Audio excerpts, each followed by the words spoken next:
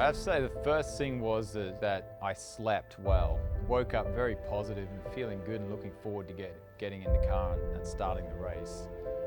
Normally before that race, I was nervous like you always are, that's just how it is because of how much media and how much hype there is around that race. But start your engine! Getting in the car and starting the race, and as it unfolded, you just get into that zone. It's such a good place to be where you're not even thinking about what the event is, where you are. You're just so focused that you kind of just get lost in the race, and you're very, very in tune with the car. And green flag waves, and we are racing at Indianapolis. I was just waiting for a good, clear pit stop sequence. We have fast stops, good in and out laps, and I had good speed by myself. So if I could go a couple laps longer, pump out some fast laps, have a good in and out lap, I'd make some hay, and that's exactly what happened. So it was all calm all day. I knew what I had to do. I knew what I needed to do to get to the front, and just executed. Didn't really even think about what position I was in. I just thought about what needed to be, just thought about the moment. When I got to Dixon, he went for a while and started making it hard for me to get him, and then at some point he must have just gone, I'm not going to get the fuel, so I got by him. But I was fighting hard to get by him when I caught him quickly, and then took a couple laps to get him. We got cars in front that are trying to make it if yellow comes. You're P4, and then the 3 leaders are on different strategy than us. Those guys weren't going to have to pit. There's just no way. We had a fast car, and it went yellow pretty quick after that. Yellow. And then I'm like, okay, this is going to be interesting. I wonder if this will save them enough fuel. All right, buddy, this is it. They're way better than these guys in front of you. On that final restart, it's funny, I didn't even think about anything else, didn't even think about them pitting. I just thought I have to get these guys. Actually, I got a really good restart, but had to lift because I was too close to, was Harvey, I believe. One car low. Then I thought, okay, I'm going to go around the outside, but Oriole always goes the outside, so he kind of tried to go the outside. Then, Dixon inside. just I'm turning in, I hear Dixon looking inside, but then not. And then I'm like, all right, now I've got to get one of these guys each lap. I didn't even know how many to go. It's like 6 to go, right? And get a good run on Oriole straight away here. Get him going down here quite easily on the outside. Inside. You're clear. Now set out after Jack Harvey. A lot faster than these guys at this point. They must have had high mileage on their tyres. You're clear by 6. And I catch Harvey very quickly to have a go at him on the front straight, but get too much push, get in. So you see me like fade to the inside to create a bit more gap so I don't draft up too close and get too good of a push. I'm trying to manage the gap to get a run here. And just don't get close enough, like just. It was too risky to try and make a move this late, so I'm like right upon him here. And kind of get too much push out of 2 to get a run. Right here, have to lift, too much push. So coming down this back straight, I adjust my front bar full soft and was then had the balance to get him down this next straight.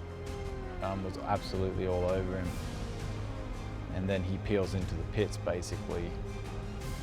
So after that it became much easier, but I'm sure I would have passed him on that straight, and then Stefan would have been quite easy to pass because he didn't have a car in front of him pulling him with the speed that I had. So You be the leader, my man.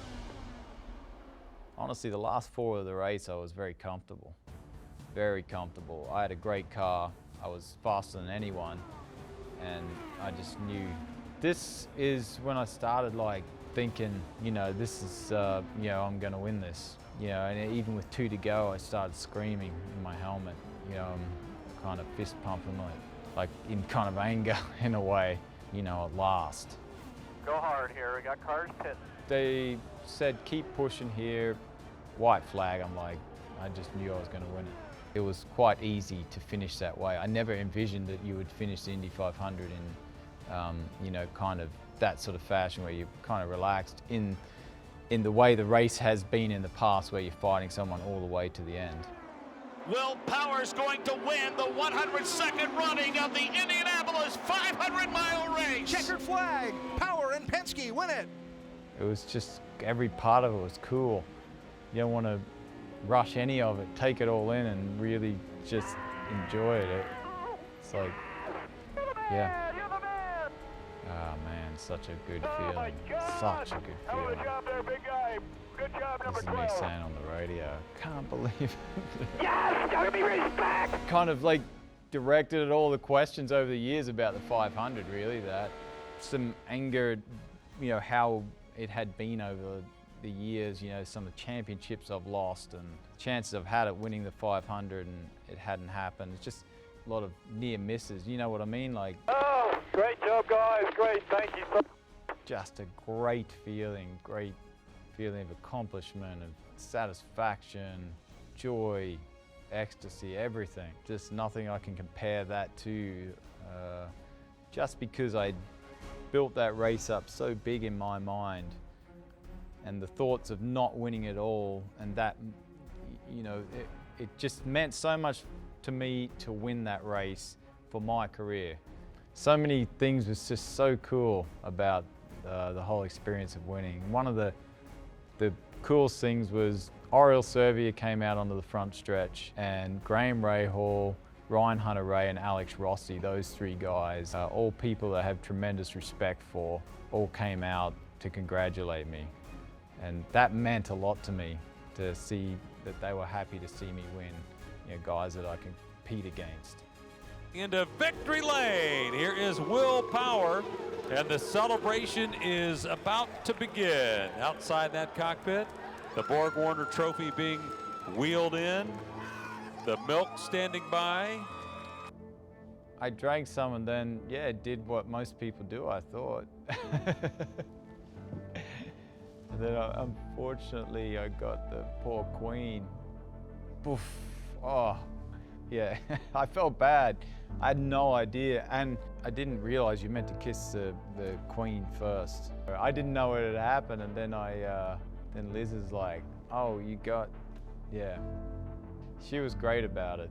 I hadn't looked up what you're supposed to do in victory lane. Can't explain, there was so many different emotions. It was, you know, obviously joy, you know, satisfaction, and absolute ecstasy. Even a bit of anger in there. Wow. Like that one, that's mental. To absolutely know what I was doing there. I just won the 500 and that's how I felt. Seriously, just, yeah, super emotional. I just can't believe that I finally had done it. Everyone thinks I'm quiet, but I'm a very emotional person. I just have that fire within me. I always have.